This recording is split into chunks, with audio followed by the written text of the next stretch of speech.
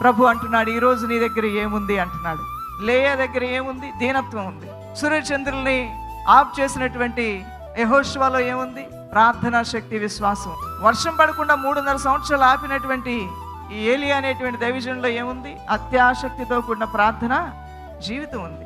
తన ప్రజల్ని రక్షించుకున్నటువంటి ఎస్తేర్ అనేట్లో ఏముంది? చిన్న అన్న మాటకు లోబడేటువంటి దీన మనస్సు ఉంది.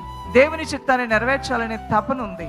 దావీదులో ఏముందని? ఒక గొర్రెల కాపరైనటువంటి దావీదుని రాజుగా చేశాడు. దావీదుకి దేవుణ్ణి ప్రేమించే హృదయం ఉంది. మోషేలో ఏముందని? దేవుడు అతన్ని అనేక సంవత్సరాలు మహా గొప్ప ప్రవక్తగా మహత్కార్యాలు, సూచక్రియలు ఆయన ద్వారా జరిగించాడు. నమ్మకత్వం. దేవుని ఇల్లంతట్లో నేను నమ్మకస్తుడిగా ఉండాలని అనుకున్నాడు. ఏముందని? యోసేపులో ఒక బానిస బతుకు నుంచి ఒక ప్రధానమంత్రిగా దేవుడు తీసుకుని వెళ్ళాడు. పరిశుద్ధత ఉంది. దేవునికి మహిమ కలుగును గాక. సంసోనులో ఏముందండి? ఆయన మీద అభిషేకం ఉంది. ఫిలిస్తీన్లు ఒక్క గాడిద ఎముకతో 1000 మందికి పైగా చంపేశాడు.